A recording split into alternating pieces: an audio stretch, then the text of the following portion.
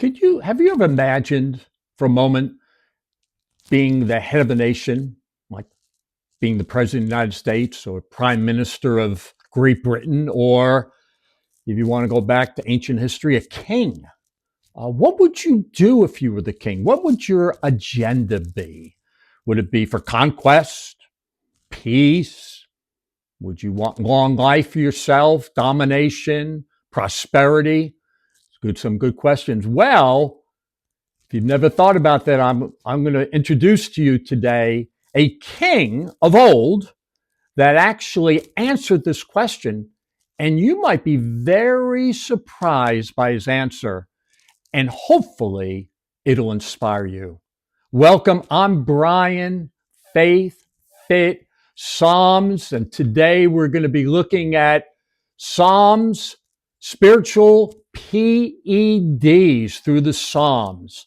That would be spiritual Psalms, encouragement for the day. I know when you hear PEDs, especially if you're a sports guy or a person, they're performance enhancing drugs. And if during the NFL season, in baseball too, there's somebody always getting in trouble, cheating a little bit, taking a PED or more than a couple of PEDs and try to enhance their performance, because it's brutal out there in the professional sports leagues. And so the problem is they're illegal and dangerous, but they work.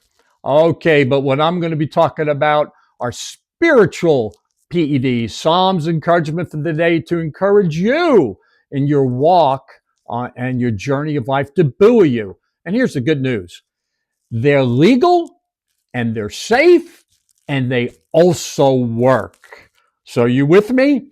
Let's go back a couple of thousand years, actually about 3,000 years, to the book of Psalms, right smack there in the middle of your Bible, Psalm 27.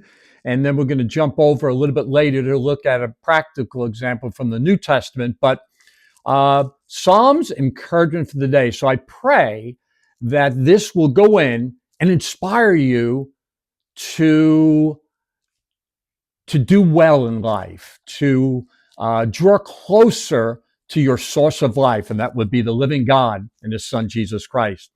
So Psalm 27, the first couple of verses talks about David's a warrior king, by the way, and he is a king of conquest. He's constantly in battles. And he says in the first couple of verses, Lord, you're my light and my salvation. Why should I be afraid? And then he goes on to say, even if a mighty army surrounds me, I'm not going to be afraid. God, go ahead, let them attack me. You would think he would ask, oh God, destroy my enemies. But this is what he says in verse 4. In the midst of conquest, the one thing I ask of the Lord, the thing I seek most.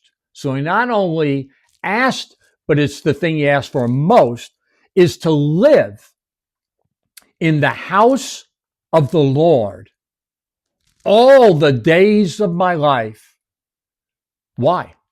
To behold your beauty and to meditate in your temple. Wow. That's pretty amazing.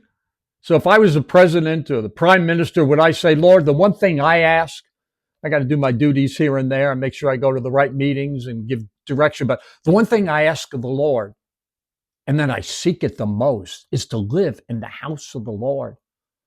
Why all the days of his life? Well, frankly, in order to behold his beauty, the Bible tells us later in another psalm, his stunning beauty overwhelms all those who come near to him. So to behold his beauty and to meditate in his temple, it's going to take the rest of your life. And even then, you're only going to get a glimpse, but it'll be a glimpse that'll change you forever. The one thing, what's the one thing in your life? Can you join David in having that same attitude of heart, same direction? You know, they say we are what we eat. There's some truth to that, right? But we become what we behold or what we look to or what we meditate on. So as you behold the beauty of the Lord, you know what happens? you become more beautiful. And meditate in his temple, you become more like him, more patience, more kindness. You drive better. You don't beep your horn as much. I'm speaking to myself. You're more patient. You're more insightful. You have more wisdom. And you even start walking in the power of God. It's pretty amazing. Please let your heart take courage on this. And here's another thing. He goes, verse 8 says, my heart, because as he spent time meditating and beholding his beauty, he heard a voice. And that's a benefit of spending time with the Lord. All of a sudden, you hear his voice. Have you ever hoped or wondered, can I hear the voice of God? Yes, you can. And he hears his voice in verse 8. My heart, as I give my heart to the Lord, I spend time in his presence and I meditate on his beauty and his holiness and his majesty and his glory. Woo! All of a sudden, my heart heard you say, come and talk with me. The living God is saying to you, come and talk with me. And then you know what he says? And my heart responds, Lord, I'm coming. That changes everything. Your attitude is the one thing I ask of the Lord, the thing I seek most. I encourage you to seek, to meditate. Take these scriptures and just meditate. Check out my YouTube channel there, because I have all kinds of scriptures on the Psalms and psalmicizes to encourage your faith, to encourage you. Also, biblical AI, the Psalms according to AI, awe and intimacy, where we look at the awe of God. I have a series also on the realities of heaven. So the one thing, to seek him. Now we're going to jump ahead 1,000 years from David to Luke chapter 10, and we have this these two sisters, Mary and Martha, that had welcomed Jesus into the home. Now this is 1,000 years from David, but it's still 2,000 years ago, and Jesus is continuing his ministry, and he comes to a home, a village where a woman named Martha. This is Luke chapter 10, verses 38 to 42. So we'll see. She got a hold of that. And let's see what happened here.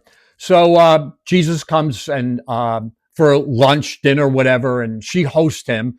And you can imagine Jesus is pretty popular. And so a lot of people coming and going. She was constantly working, feeding. By the time she fed a group of people, another group of people came in. It was exhausting. So finally she says, hey, Jesus, would you tell my sister there, Mary, to get up and help me out here, because there's a lot of things going on and I need some help. Tell her to help me. Verse 41, but Jesus says, oh, my dear Martha, thank you for all you've done for me. You're so upset over all these details, trying to feed me and all these other things. I appreciate that. Verse 42, but this is the voice, the words of Jesus. There's really only one thing. Ooh, seems like we just read that. One thing worth being concerned about. Mary has discovered it, and I won't take it away from her. What did Mary discover? He discovered the same thing David discovered 1,000 years earlier. The one thing I ask of the Lord, the most important thing in my life, I'm going to seek with all my heart, my life, is to meditate, to sit at the feet of Jesus, to behold his beauty, to listen to his words. And you know what you're going to find out? He'll invite you. What an invitation to come close to him, and he'll talk to you. And that changes everything. You know what's an interesting blessing of all this? How many people did Jesus eat with during those 3 years of ministry? A lot.